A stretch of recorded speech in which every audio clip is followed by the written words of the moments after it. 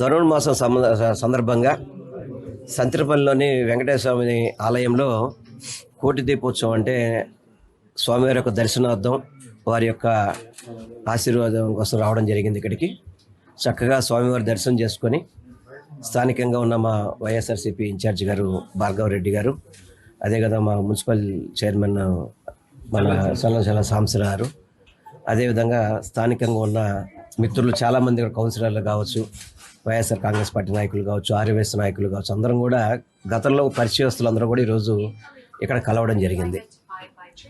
దీనిలో కల్లా దాదాపు ఇప్పుడు 19 నెలల పరిపాలన జరిగింది కూటమి ప్రభుత్వం వచ్చిన తర్వాత. వాస్తవంగా చెప్పాలంటే ఈ ప్రభుత్వం ఏర్పడ్డాక వ్యాపారాలన్నీ కూడా పూర్తిగా కూడా డౌన్ అయిపోయినాయి. ఏ వ్యాపారం కూడా జరిగే పరిస్థితి లేదు. ఎందుకంటే గతంలో కోవిడ్ టైంలో కూడా జగన్మోహన్ రెడ్డి గారు ముఖ్యమంత్రిగా ఉన్నప్పుడు ప్రతి సంవత్సరం కూడా సుమారు దాదాపు 40 నుంచి 50 వేల కోట్లు సంక్షేమ పథకాల ద్వారా ప్రజలకి డబ్బులు అందాయి. అవన్నీ కూడా మార్కెట్లో మళ్ళీ వ్యాపారం చేయడానికి అందరికీ కూడా బట్టలు బట్టలు లేకపోతే వివిధ రకాల వస్తువులు కొనుక్కొని వ్యాపారాలు అభివృద్ధి చెందినాయి. ఆ రోజు ప్రతి ఒక్కళ్ళు కూడా ఎంతో కొంత సంతోషంగా ఉన్నారు. కానీ కూటమి ప్రభుత్వం వచ్చాక పూర్తిగా సంక్షేమ పథకాల అమలంతా కూడా విఫలం అయిపోయింది. దాదాపు 3 లక్షల కోట్లు అప్పు చేసి ప్రజలకి సంక్షేమ పథకాలు అందకుండా కనీసం అభివృద్ధి అనేది కనపడని పరిస్థితిలో ఉంది. ఈరోజు సత్యనపల్లి చూసుకున్నా అదే, విజయవాడ చూసుకున్నా అదే, ఆంధ్ర రాష్ట్రం చూసుకున్నా అదే. అమరావతి అని చెప్తున్నారు తప్ప అమరావతిలో ప్రతిరోజు కూడా రైతులు ఇదివరకు మాకు రాజధాని కావాలన్న రైతులు ఈరోజు ఎంత వ్యతిరేకంగా మాట్లాడుతున్నారో మీరే సోషల్ మీడియా ద్వారా వివిధ మాధ్యమాల ద్వారా మీరు చూస్తున్నారు. మేము ముఖ్యంగా ఈ కూటమి ప్రభుత్వం ఏర్పడ్డాక ఆర్య వయసుల మీద దాడులు విపరీతంగా పెరిగినాయి. ఈ ప్రభుత్వం ఏర్పడిన కొత్తల్లోనే విజయవాడలో ఒక ఆర్యవేశ సోదరుడికి అయితే మాత్రం వారి కూతుర్ని ప్రేమించాడని చెప్పని ఆ ఆర్యవేశ ఎవరైతే రవి గారు అనుకుంటా, ఆయన్ని బందర్ రోడ్లో నడి రోడ్డు మీద షాపు చిల్లర కొట్టు అయింది.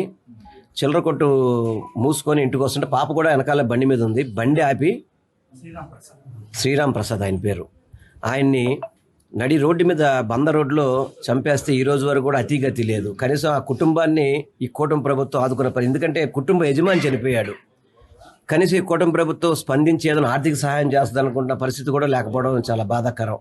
రీసెంట్గా చూసుకుంటే పొదిలి కానీ, దర్శి కానీ, అదేవిధంగా పిడుగురాళ్ళు కానీ, ఎక్కడ చూసిన పొదుల్లో అయితే కనుక ఒక ఆర్యవేశ సోదరుడు అవినాష్ అని చెప్పని రోడ్డు మీద లారీ ఆగిందని చెప్పని అమానుషంగా ఎస్ఐ అతను అవినాష్ని స్టేషన్ తీసుకెళ్ళి అమానుషంగా కొట్టడం, అతను దెబ్బలు తగిలి గవర్నమెంట్ హాస్పిటల్ ట్రీట్మెంట్కి వెళ్తే మళ్ళీ నువ్వు గవర్నమెంట్ హాస్పిటల్కి వెళ్ళి నా మీద కంప్లైంట్ చేస్తావని చెప్పి మళ్ళీ స్టేషన్ పిలిపించి కొట్టడం. ఇదేంటి అని అడిగినందుకు యాదా కోటేశ్వరరావుని వాళ్ళ తండ్రి అవినాష్ తండ్రిని అతను కూడా కొట్టడం జరిగింది.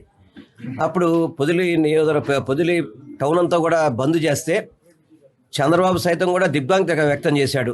అయ్యో అని చెప్పి బాధపడ్డాడు తప్ప కనీసం ఆ ఎస్ఐని విఆర్లో పంపించి చేతులు దులుపుకున్నాడు తప్ప ఎస్ఐ మీద ఎందుకు క్రిమినల్ కేసు కట్టలేదు?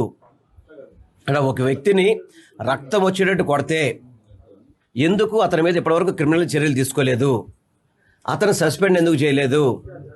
కేవలం కంటి తుడుపు చర్య ద్వారా ఏదో విఆర్ అని చెప్పని కొద్ది రోజులు పక్కన పెడితే సరిపోతుందా? అదేవిధంగా మన దర్శి మండలం చూసుకుంటే కనుక సత్యనారాయణ అని చెప్పని రేషన్ డీలరు, అతన్ని ప్రభుత్వం ఏర్పడ్డాక ఇప్పుడు చాలామంది రేషన్ డీలర్లు కావచ్చు, చిరు వ్యాపారులు కావచ్చు, వ్యాపారస్తులు కావచ్చు, ఆర్యవయసులు ఉంటారు. వాళ్ళు ఏ ప్రభుత్వం వచ్చినా కానీ వ్యాపారం వాళ్ళ స్థాయిలో వాళ్ళ స్టైల్లో చేసుకుంటారు వ్యాపారం. మా ప్రభుత్వం వచ్చింది కదా, నీ రేషన్ స్టోర్ మాకు అప్పచెప్పాలని చెప్పని బలవంతంగా అక్కడ ఉన్న తెలుగుదేశం నాయకులు అతన్ని గొడవ చేస్తే అతను కోర్టుకి వెళ్ళి స్టే తెచ్చుకున్నాడు. అతను కిడ్నాప్ చేయడం, అతని ప్రాణాలను కాపాడుకోవడానికి గుళ్ళోకి వెళ్ళి తలదాచుకుంటే అతని మీదే తప్పుడు కేసులు పెట్టి, అదేవిధంగా పిడుగురాళ్ళు చూసుకుంటే కనుక అమ్మాయి జ్యోతిది, వాళ్ళకేమైనా ఆర్థిక లావాదేవీలు ఉంటే ఇబ్బందులు ఉంటే ఇవన్నీ కూడా వాళ్ళు ఏదైనా కోర్టుల ద్వారా వాటితో సెటిల్ చేసుకోవచ్చు. కానీ ఒక మహిళని సాయంత్రం 7:30కి స్టేషన్కి పిలిపించి రాత్రి 12:30, 1 గంట వరకు కూడా స్టేషన్లో ఎటువంటి మహిళా కానిస్టేబుల్స్ లేకుండా ఆ టైం వరకు ఉంచుకునే హక్కు ఎవరికి ఉంది అసలుకి? సృష్టించినోడు ఇప్పుడు ఆ చరిత్రని తిరగరాయబోతున్నాడు. అబద్ధాల గోడల్ని బద్దలు కొట్టి నిజాలను రాగా మీ ముందుంచబోతున్నాడు. నిజమైన వార్తల కోసం వెంటనే డౌన్లోడ్ చేసుకోండి రా యాప్ని.